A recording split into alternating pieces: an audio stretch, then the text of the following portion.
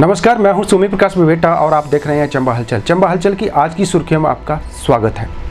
आज की सबसे बड़ी खबर यही है, आज चंबा जिले के 4 और कोरोना एक्टिव मामले पाए गए हैं।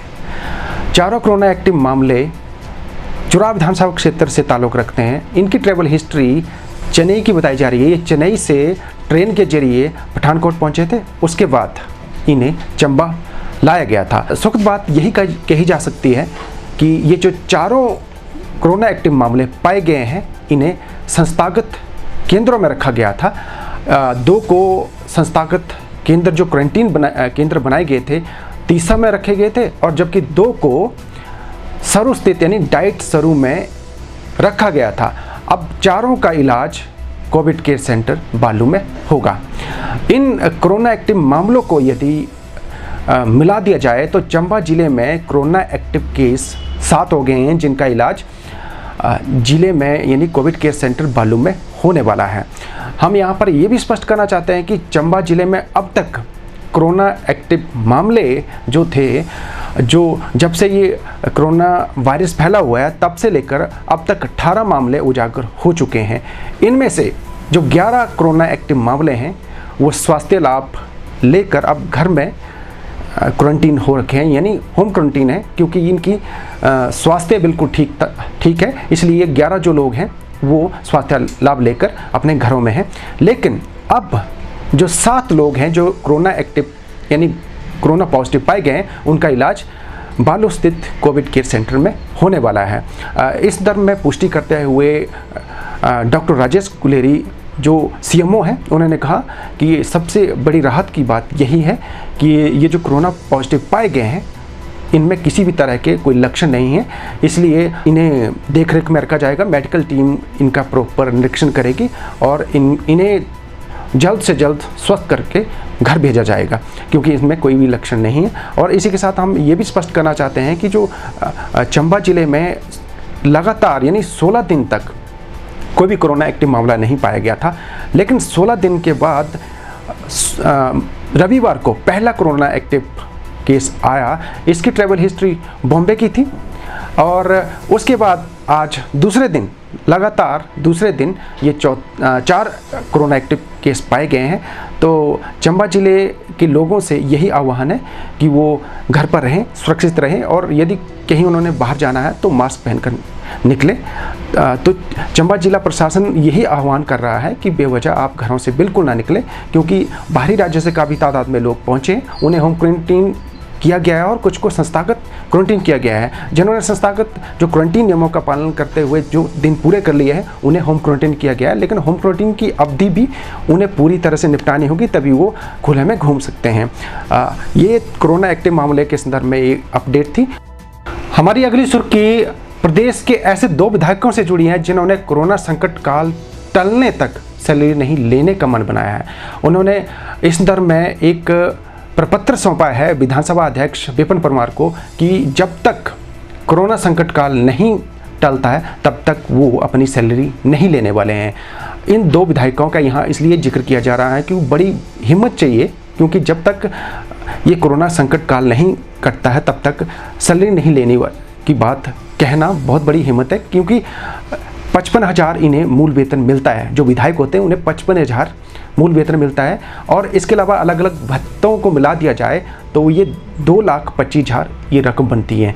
तो ये जब तक कोरोना संकट काल नहीं टलता है तब तक इन दोनों विधायक, ये एक नौदौन के विधायक हैं जो वर्तमान विधायक हैं नौदौन के सुखविंदर सिंह सुक्खू, और ये पहले कांग्रेस कमेटी के प्रदेश अध्यक्ष रह चुके हैं। इसी के साथ एक और विधायक गगरेट के विधायक हैं, उन्होंने भी अपनी सैलरी तब तक नहीं लेने का मन बनाया है जब तक कोरोना संकट काल नहीं टलता है। दोनों विधायकों ने यह भी स्पष्ट किया है कि वो जब तक कोरोना संकट काल नहीं कटता है तब तक वो सिर्फ 1 रुपया ही लेने वाले हैं। हमारी अगली सुर्खी पांगी घाटी की एक युवती से जुड़ी है। टीसीपी में जेई के पद पर तैनात इस युवती ने आत्महत्या कर ली थी और इस युवती का सुसाइड नोट बरामद हुआ है। इसमें जो सुसाइड नोट में लिखा गया है वो पढ़ने वाले की रूह कांप जाती है। जब इस युवती के सुसाइड नोट को पुलिस ने बरामद किया तो बहुत हैरानजनक बात थी।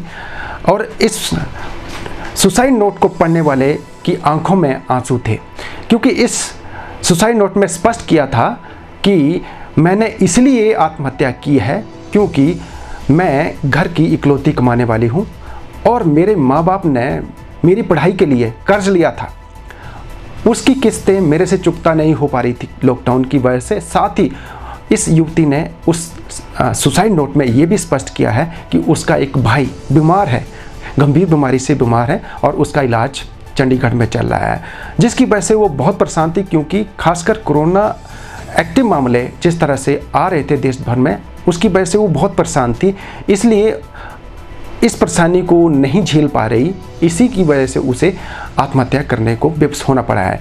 तो ये जो सुसाइड नोट है कांगड़ा जिले की पुलिस ने अपने कब्जे में लिया है। ये जो युवती थी पांगी घाटी की रहने वाली थी और टीसीपी डिस्ट्रिक्ट कांगड़ा में कार्य थी, टाउन कंट्री एंड प्लानिंग में ये जेई के पद पर तैनात थी। 30 साल की युवती ने जब आत्महत्या जैसा ये कदम उठाया है तो बहुत परेशान बताई जा रही थी, इसी की वजह से उसने आत्महत्या की थी। और सबसे बड़ी बात, हैरानी वाली बात तो यही है कि जब इस युवती के परिजनों से संपर्क किया गया कि उनकी बेटी की मौत हो चुकी है, इसलिए वो अपने जो बेटी के जो डेड बॉडी है उसे ले जा सकते हैं, लेकिन उसके परिजनों ने अपनी दुख बात यही बताई कि उनके पास इतने पैसे नहीं हैं जिसकी वजह से वो अपनी बेटी की डेड बॉडी को यानी अपने घर ले जा सकें।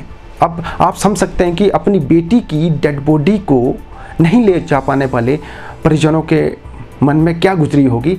इसलिए उस बेटी का जिसने आत्महत्या की थी उसका दाह संस्कार धर्मशाला में ही करना पड़ा है।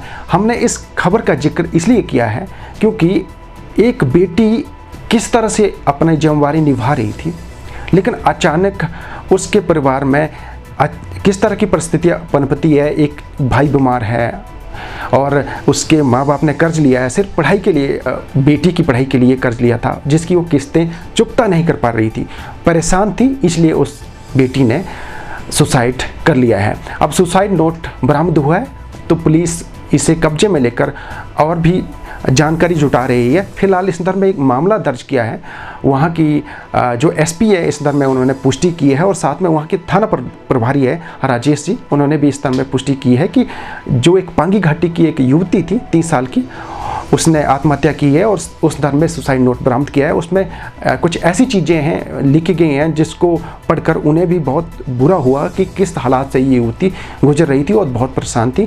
फिलहाल इस संदर्भ में मामला दर्ज करके उन्होंने जांच शुरू कर दी है। हमारी अगली सुर्खी निजी परिवहन मालिकों से जुड़ी है। निजी परिवहन मालिकों ने यानी निजी बस ऑपरेटरों ने 1 जून से अपनी बस से नहीं चलाने का फैसला किया है।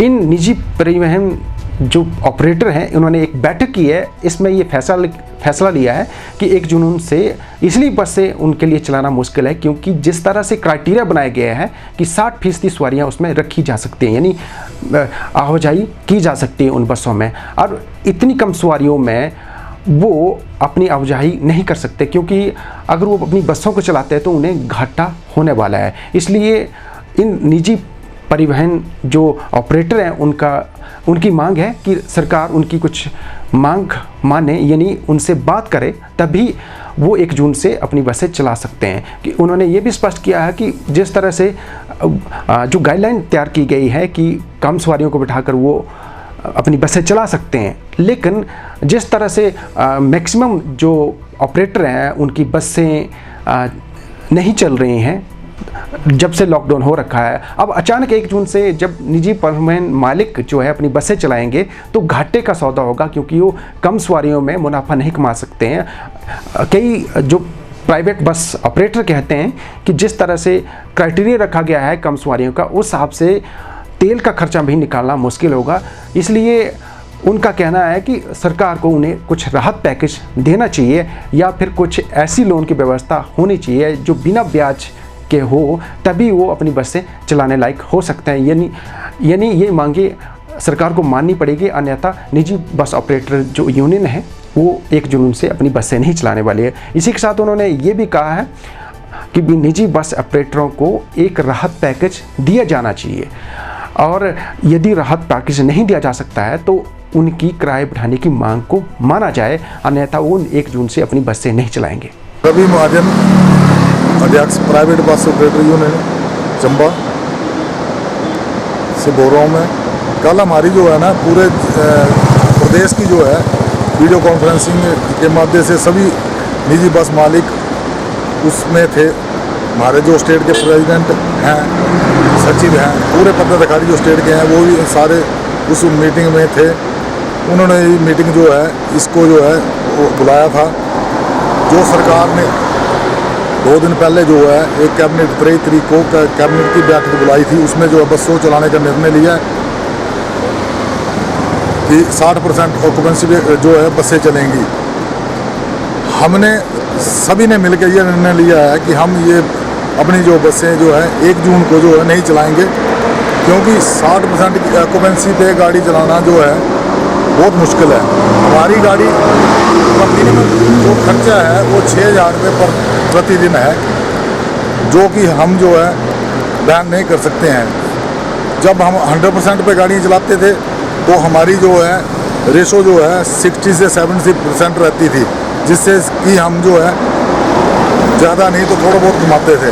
अब 60% की जो ऑक्यूपेंसी फिक्स की है सरकार ने, तो उसकी रेशो 15 से 20% की रहेगी। और सरकार ने ये भी डिसाइड नहीं किया कि कौन सी सवारी बिठानी है और कौन सी नहीं बिठानी है, क्योंकि हमारे जो मैक्सिमम रूट हैं 100 किलोमीटर के हैं यहाँ से चंबा में, तो आए दिन लड़ाई होगी। इससे बेहतर है कि हम गाड़ियाँ न चलाएं ही न, क्योंकि हम तो गाड़ी चलाते हैं लोगों को सहूलत देने के लिए। तो ना तो ड्राइवर कंडक्टरों की सरकार ने कुछ वो की है कि उनकी जो है कि रक्षा कैसे होगी, कि कैसे कोई, जैसे मैं चाह रहा था कि हमारी जो सरकार जो है ना हमारे पदाधिकारियों को, स्टेट वालों को बुलाती, बैठ के उनको विश्वास में लेकर निर्णय लेती, तो हम गाड़ियाँ चलाते हैं। हमें ना तो पैकेज दिया है, और आज मीटिंग में जो है शायद डीजल के रेट भी बढ़ जाएं, तो इस हालात में हमें जो है गाड़ियाँ चलाना बहुत मुश्किल हो गया है। तो हम अपनी बसें जो है 1 जून से पूरे प्रदेश में हमारी बसें नहीं चलेंगी। ये हमने कल जो है डीसी के माध्यम से जो है डिसाइड किया है कि जब तक सरकार जो है हमारे स्टेट के पदाधिकारी को बुलाकर एक बेंच पे बात नहीं करती है तो हम बसें नहीं चलाएंगे। तो मेरा तो यही मानना है कि इस महामारी के चलते हुए कि हम जो है बसें ना ही अभी चलाएं तो बेहतरी रहेगी। हमारी अगली सुर्खी भी परिवहन से जुड़ी है। एचआरटीसी की बसों में अब अलग से कैबिन बनेंगे, यानी 1 जून से जब एचआरटीसी की बसें बनेंगी तो एचआरटीसी की बसों के जो चालक होंगे यानी ड्राइवर होंगे उनके लिए अलग कैबिन की व्यवस्था होगी और इस कैबिन में ही चालक बैठेगा। और किस तरह से ये कैबिन होगा इसके लिए एक गाइडलाइन तैयार की गई है और बसों को पूरी तरह से सैनिटाइज किया जाएगा।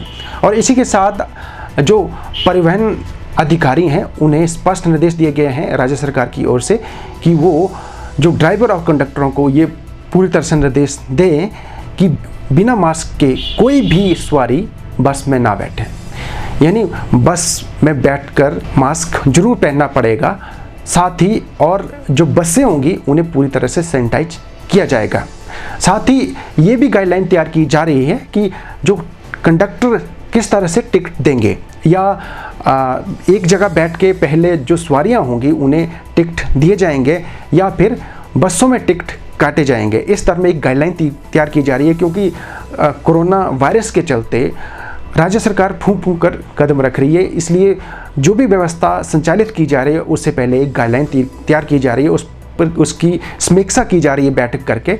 साथ ही ये भी हम स्पष्ट करना चाह रहे हैं कि 1 जून को एचआरटीसी की बसें अपनी सेवाएं देना शुरू कर देंगी, इसलिए 31 मई से पहले सभी को यानी एचआरटीसी के स्टाफ को ड्यूटी ज्वाइन करने का निर्देश दे दिए गए हैं। यानी सभी ड्राइवर और कंडक्टरों को कहा गया है कि वो अपनी ड्यूटी ज्वाइन करें। यानी 1 जून से जब बस सुविधा शुरू होगी उसलिए जो छुट्टी पर चल रहा है एचआरटीसी का स्टाफ उसे जो ड्यूटी ज्वाइन करने के निर्देश दिए गए हैं। हमारी अगली सुर्खी डीजीपी पुलिस से जुड़ी है। डीजीपी पुलिस यानी सीताराम मर्डी का सेवा विस्तार बढ़ाने की मांग उठने लगी है। एडवोकेट जनरल पूर्व सरकार के समय में एडवोकेट जनरल रहे विनय शर्मा ने मांग की है कि डीजीपी सीताराम मरडी का सेवा विस्तार होना चाहिए, क्योंकि वो 31 मई को रिटायर हो रहे हैं और उन्होंने ये स्पष्ट किया है कि सीताराम मरडी डीजीपी पुलिस पूरी ईमानदारी से अपनी सेवाएं कर रहे हैं और जब से ये लॉकडाउन हो रखा है रोज़ाना प्रेस वार्ता करके प्रदेश की जनता को जागरूक करते हैं। और उन्होंने ये भी दावा किया है यदि हिमाचल में कोरोना वायरस अपना तांडव नहीं दिखा पाया है तो इसके लिए डीजीपी पुलिस सीताराम मरडी की अहम भूमिका है और साथ ही उनकी जो धर्मपत्नी है डॉक्टर हैं उनकी भी इसमें महत्वपूर्ण भूमिका है, क्योंकि बार बार लोगों को जागरूक करते रहे हैं, चाहे वो मीडिया हो या सोशल मीडिया के माध्यम से। रोज़ाना डीजीपी शिमला प्रेस वार्ता करके लोगों को जागरूक करते रहे हैं, इसलिए ऐसे ईमानदार अधिकारी को सेवा विस्तार दिया जाना चाहिए। ऐसा जो एडवोकेट जनरल रहे हैं, डिप्टी एडवोकेट जनरल पूर्व सरकार में रहे हैं विनय शर्मा, उन्होंने इस स्तर में राज्य सरकार से मांग की है कि डीजीपी सीताराम मरडी का सेवा विस्तार होना चाहिए। हमारी अगली सुर्खी वाहनों के कागजात से जुड़ी है। यानी यदि आपके जो कागजात हैं वाहनों के उनकी वैधता खत्म हो चुकी है तो आपको टेंशन लेने की कोई ज़रूरत नहीं है। आपके जो कागजात हैं वाहनों से संबंधित, चाहे वो लाइसेंस हो, चाहे वो आरसी हो, चाहे अन्य दस्तावेज हो, वाहनों से जुड़े जो दस्तावेज है उनकी वैधता 31 जुलाई तक बढ़ा दी गई है। यानी 31 जुलाई 2020 तक जो आपको लगता है, यानी इस साल 2020 यानी फरवरी के महीने में अगर आपको ये लगता था कि इसकी वैधता खत्म हो चुकी थी, यानी अब उसकी वैधता जो है 31 जुलाई 2020 तक बढ़ा दी गई है। यदि आपके जो भी दस्तावेज गाड़ियों से जुड़े हैं, वाहनों से जुड़े हैं, उनकी वैधता 31 जुलाई 2020 तक रहेगी। आपको साथ ही जब आप इन कागजातों को रिन्यू करवाएंगे, उनका नवीनीकरण करवाएंगे तो आपको बिना फीस के ये पंजीकृत भी होने वाले हैं। यानी आपको नवीनीकरण का कोई शुल्क नहीं देना पड़ेगा, क्योंकि लॉकडाउन हो रखा है, इसकी वजह से नवीनीकरण होना मुश्किल था। इसलिए राज्य सरकार और केंद्र सरकार ने एक अधिसूचना जारी की है। उसके मुताबिक आपके जो वाहनों के कागजात हैं उनकी नवीनीकरण यानी 31 जुलाई तक उसकी वैधता कर दी गई है। यानी 31 जुलाई के बाद ही अब तमाम जो कागजात हैं वाहनों के उनका नवीनीकरण होने वाला है। हमारी अगली सुर्खी क्वारंटीन केंद्र गठासनी से जुड़ी है। गठासनी स्थित क्वारंटीन केंद्र में रुके लोगों ने उस केंद्र को संवारने का काम किया है। वहाँ पर सुंदर क्यारियाँ बनाई जा रही है। यानी जो क्वारंटीन किए गए लोग हैं वो वहाँ पर आराम करने की बजाय वहाँ पर डिस्टेंस मेंटेन करते हुए उस क्वारंटीन केंद्र को संवारने का काम कर रहे हैं। वहाँ के जो प्रिंसिपल है जगजीत आज़ाद, उन्होंने इस तरह में पुष्टि करते हुए बताया कि वो हैरान है जो क्वारंटीन किए गए लोग हैं वो डिस्टेंस मेंटेन करते हुए उस स्कूल के पूरे परिसर को सुंदर बनाने का कार्य कर रहे हैं। और उन्होंने डिस्टेंस मेंटेन करते हुए सुंदर क्यारियाँ बनाई है। यानी जब स्कूल शुरू होगा, जब बच्चे आने शुरू होंगे तो वहाँ का नज़ारा सुंदर दिखेगा। वैसे तो गठासनी स्कूल पहले ही चर्चा में रहता रहा, क्योंकि वहाँ का जो स्टाफ है बड़े अच्छे तरीके से बच्चों को पढ़ाने के लिए जाना जाता है। अब इसी बीच जब क्वारंटीन केंद्र वहाँ उस स्कूल को बनाया गया है तो वहाँ पर रखे गए लोग जो अलग अलग एरिया से लोग पहुँचे हैं, वहाँ पर क्वारंटीन केंद्र बनाया गया। जो वहाँ पर क्वारंटीन हुए लोगों ने वहाँ पर आराम से बैठने के बजाय वहाँ पर उस परिसर को सुंदर बनाने का कार्य शुरू किया है। तो इसके लिए जो वहाँ के प्रिंसिपल हैं उन्हें बधाई तो मिलनी चाहिए, क्योंकि उन्हीं की बदौलत उस स्कूल के परिसर को जो खाली बैठे लोग हैं यानी क्वारंटीन हुए लोग हैं वो डिस्टेंस मेंटेन करते हुए उस एरिया को सुंदर बनाने के कार्य में लगे हुए हैं। हमारी अगली सुर्खी केरल से जुड़े एक व्यक्ति से है। केरल से एक व्यक्ति डलहौजी पर्यटन केंद्र में पहुंचा था। यानी पर्यटन नगरी डलहौजी में ये व्यावसायिक गतिविधियों के लिए पहुंचा था। 20 मार्च से ये क्वारंटीन केंद्र बनखेत में रुका था। दिक्कत यही थी वो घर नहीं जा पा रहा था, ट्रांसपोर्टेशन बंद चल रहे हैं। लेकिन जब ये मामला एसडीएम डलहौजी के ध्यान में आया तो उन्होंने इस केरल के व्यक्ति यानी अनिरुद्धम जिसका नाम है उसे अपने खर्चे पर उसे घर भेजने की तैयारी की है। अनिरुद्धम एसडीएम की इस पैरवी से बहुत खुश हैं और वो अपने घर जाने को काफ़ी दिनों से उतावले थे लेकिन ट्रांसपोर्टेशन सुविधा बंद थी। बहरहाल एसडीएम डलहौजी के ध्यान में ये मामला जब आया तो उन्होंने इस व्यक्ति को दिल्ली तक टैक्सी के माध्यम से भेजने का फैसला लिया है। वहाँ से दिल्ली से ट्रेन के माध्यम से वो अपने घर जाने वाला है। और इसी जो अनिरुद्धम बहुत खुश है क्योंकि वो लॉकडाउन की अवधि में डलहौजी रुका हुआ था, लेकिन जब वो घर जाने की व्यवस्था हो रही है तो काफ़ी प्रसन्न है। आज ईद है। ईद की चंबा हलचल मीडिया ग्रुप की तरफ से सभी मुस्लिम भाई को मुबारकबाद। आज ईद के इस पावन मौके पर जो मुस्लिम भाई से जुड़ी यानी एक संस्था है अंजुमन इस्लामिया, उसकी तरफ से ब्लड डोनेशन कैंप आयोजित किया गया। इसमें काफ़ी तादाद में युवाओं ने ब्लड डोनेट किया है। सबसे बड़ी बात है कि आज ईद है। ईद के पावन मौके पर चूँकि काफ़ी पवित्र त्यौहार माना जाता है और मुस्लिम भाई एक दूसरे से गले मिलकर इस पावन त्यौहार को मनाते रहे हैं, लेकिन इस मर्तबा पहली बार हुआ है जब इकट्ठे होकर ये पर्व नहीं मनाया जा सका, क्योंकि कोरोना वायरस के चलते डिस्टेंस मेंटेन करके हर त्यौहार मनाने के निर्देश हैं। इसलिए इन मुस्लिम भाइयों ने भी उन्हीं निर्देशों का पालन करते हुए डिस्टेंस मेंटेन करते हुए ईद उल फितर के इस त्यौहार को मनाया है। लेकिन बड़ी बात है कि युवाओं ने इस मौके पर ब्लड डोनेशन कैंप आयोजित किया और इस ब्लड डोनेशन कैंप के माध्यम से उन्होंने यही संदेश दिया है कि ये भाईचारे का त्यौहार है। यदि किसी को ज़रूरत होगी ब्लड की तो वो इस ब्लड का इस्तेमाल कर सकते हैं। और वैसे भी अंजुमन इस्लामिया जो समिति है चंबा ज़िले की, वो समय समय पर सामाजिक सरोकार से जुड़े कार्यों में भाग लेती रही है। इस कार्य को जो विधायक हैं चंबा सदर के उन्होंने भी सराहा है, क्योंकि उन्होंने कहा कि अंजुमन इस्लामिया समिति 1 लाख रुपए की डोनेशन पहले ही कोविड राहत कोष के लिए दे चुकी है और समय समय पर ये जो अंजुमन इस्लामिया समिति है सामाजिक सरोकार से जुड़े कार्य करती रही है। इसलिए सरकार की तरफ से यदि इस समिति को कुछ मदद की ज़रूरत होगी तो वो राज्य सरकार की तरफ से मदद भी करने वाले हैं। लेकिन चूँकि ईद के मौके पर युवाओं ने मिलकर जो अंजुमन इस्लामिया से जुड़े लोग हैं उन्होंने ब्लड डोनेशन कैंप आयोजित करके पुण्य का काम किया है।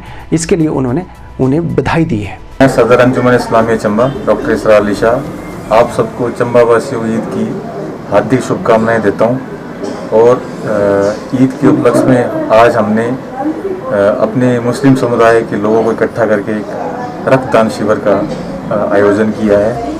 हमने सोचा कि क्यों ना हम भी कोरोना महामारी के चलते जो ब्लड की ज़रूरत पड़ रही है उसके लिए हम भी एक कैंप का ऑर्गेनाइज़ करें, तो इसी सिलसिले में हमने कैंप ऑर्गेनाइज़ किया। रक्तदान एक महादान है। रक्तदान करने से हमारे जो अच्छे से सेल्स हैं वो दोबारा से रीजनरेट होते हैं, तो रक्तदान करना चाहिए। तभी हमने रक्तदान का शिविर का आयोजन किया है। थोड़ा इस बार कोशिश करी कि अंजुमन इस्लामिया की तरफ से कुछ अलग से कुछ योगदान किया जाए, उस सिलसिले में हमने रक्तदान का कैंप लगाया है। और साथ में इस साल हमने रमज़ान का जो ईद थी, जो ईद उल फितर है, उसको हमने अपने घरों में ही मनाया है और नमाज जो हमने अपने घरों में ही पढ़ी और सोशल डिस्टेंसिंग को बिल्कुल मेंटेन करके हमने कार्य किया।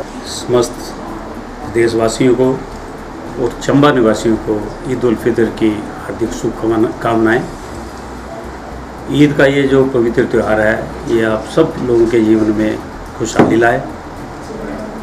आज अंजुमन इस्लामिया ने जो है, मैं भी बात कर रहा था, उन्होंने कहा ये पहली बार जो है ये ब्लड डोनेशन कैंप लगा रहे हैं और इस वक्त इन्होंने मेरे ख्याल 25-30 लोगों ने जो है ये ब्लड दिया है। हालांकि बाहर से कोई आदमी नहीं आया, चंबा से ही सारे ये यंग लड़के जो थे इन्होंने ये काम शुरू किया। बहुत अच्छा काम कर दिया अंजुमन इस्लामिया। इससे पहले जो थे बाबू दिलदार जी थे, वो मेरे बड़े अच्छे दोस्त भी थे, उन्होंने बहुत अच्छा इसे चलाया। आज उनकी कमी भी हमें खल रही है। और अंजुमन इस्लामिया ने मुख्यमंत्री राहत कोष में भी 1 लाख रुपये दिए। मैंने भी प्रधान जी से रिक्वेस्ट की थी कि हम राशन वगैरह इकट्ठा कर रहे हैं, तो इन्होंने भी इसमें पूरी मदद की, जितना भी राशन चाहिए आप हम देने के लिए तैयार हैं। तो ये बहुत अच्छी बात है। और चंबा में ये आप लोगों ने पहली बार देखा होगा कि जितने भी हमारे, चाहे वो सिख है, ईसाई, जो भी, सारे मिलजुल कर जो है सारे त्यौहार, चाहे दिवाली हो, चाहे मिंजर मेला हो, चाहे रामनवमी, जो भी हो, सारे मिलजुल के इस त्योहारों को मनाते हैं। ये बहुत अच्छी बात है। सारे सब में शादी ब्याह दुख सुख में हर एक आदमी जो है काम में आता है। तो ये चंबा में आपने देखो, ये भी एक पूरा रिकॉर्ड है कि ये बहुत अच्छे सारे मिलजुल के जो काम करें। मैं अंजुमन इस्लामी के समस्त मेंबर का भी तहे दिल से धन्यवाद करता हूँ जिन्होंने मुझे इस यहाँ पर शुभ अवसर पर यहाँ पर बुलाया। और मैंने पूरा विश्वास दिलाता हूँ कि कोई भी काम होगा, पहले भी बाबूदिल्लाह जी हमें जो होते हम उसको क्या करते थे, अब भी जब भी ये कोई भी काम होगा मैं इन्हें करने की पूरी कोशिश करूँगा। हमारी अगली सुर्खी सैंपल से जुड़ी है। 111 सैंपल की रिपोर्ट आज फिर से आई है। ये जो सैंपल थे जांच के लिए कल भेजे गए थे रविवार के दिन, और उनकी रिपोर्ट आज आ गई है। और सुखद खबर ये भी है कि जो 111 सैंपल की रिपोर्ट है वो नेगेटिव है। और इसी के साथ हमने एक शुरुआत में ही कहा था कि कोरोना पॉजिटिव जो मामले पाए गए हैं वो 4 एक्टिव केस हैं। उनका इलाज कोविड केयर सेंटर बालू में होने वाला है। और ये जो सैंपल की रिपोर्ट थी ये 2 दिन पहले सैंपल जांच के लिए भेजे गए हैं। उन्हीं में से ये जो 4 एक्टिव केस पाए गए हैं। लेकिन सुखद बात यही है, जो कोरोना अपडेट से संबंधित, यानी कोरोना से संबंधित जो सैंपल लिए गए थे कोरोना की जांच के लिए, 111 सैंपल भेजे गए थे। सुखद खबर यही है कि वो नेगेटिव रहे हैं। JNB सरोल जहां पर क्वारंटीन केंद्र बनाया गया है, संस्थागत क्वारंटीन केंद्र बनाया गया, वहां पर जो बाहरी राज्य के लोग हैं वो वहां पर रखे गए हैं। आज वहां की व्यवस्था जांची गई। इस दौरान डॉक्टर करण हितैषी वहाँ पर मौजूद थे। उन्होंने क्या कुछ कहा आपको ज़रूर सुनना चाहिए। मेरा नाम डॉक्टर करण हितैषी है। मैं डिस्ट्रिक्ट प्रोग्राम ऑफिसर चंबा में इस टाइम कार्यरत हूँ। आज CMO साहब के द्वारा जो हमें निर्देश दिए गए थे, यहाँ पे जो लोग 20 तारीख को यहाँ पे आए थे, जो बैच आया था 24 लोगों का, उनके आज 5 दिन कंप्लीट हो रहे थे, तो उनके 24 लोगों के हमने सैंपल आज लिए हैं। इसके अलावा 4 लोग जो यहाँ पे हेल्पर स्टाफ है, तो प्रिंसिपल सर के द्वारा मैं रिक्वेस्ट थी कि इनके भी सैंपल लिए जाए, तो हमने उनके भी सैंपल आज कलेक्ट कर लिए हैं। सर यहाँ पे जो एक केस है वो पॉजिटिव निकला है, तो उसका सैंपल कब लिया गया था और उसके बारे में सर थोड़ा सा डिटेल में? ठीक है, इसका सैंपल हमने आज से 3 दिन पहले लिया था। वो बिल्कुल हेल्दी है, एसिम्प्टोमेटिक है, और उसकी रिपोर्ट हमें कल आई थी। और कल ही हमने जैसे ही हमें रिपोर्ट का पता चला तो विद इन 1 आवर हमने बिल्कुल प्रिकॉशंस लेके उनको बालू में शिफ्ट करवा दिया है। सर वो कितने दिन पहले यहाँ आए थे और वो कहाँ से आए थे? वो आई थिंक वो 19 तारीख को यहाँ पे आए थे, तो उनका भी 5 दिन के बाद हमने सैंपल जो 23 तारीख को उनका हमने। सर उनके साथ कितने बंदे थे? उनके साथ हमने टोटल 120 यहाँ पे 132 लोग वो आए थे। उनमें से 4 लोग जो थे वो पेड क्वारंटीन में चले गए थे। 129 लोगों के सैंपल हमने यहाँ पे लिए थे। हमारी अगली सुर्खी फ्लाइट से जुड़ी है। हिमाचल में भी फ्लाइट सेवा शुरू हो गई है। आज कुछ फ्लाइटें हिमाचल में हुई हैं। आप हमारे चंबा हलचल मीडिया ग्रुप के माध्यम से देख सकते हैं कहाँ से फ़्लाइट आई है। हम यहाँ पर स्पष्ट करना चाहें, दिल्ली की फ़्लाइट आई है और अब रोजाना 3 फ्लाइटें गगल एयरपोर्ट पर होने वाली हैं।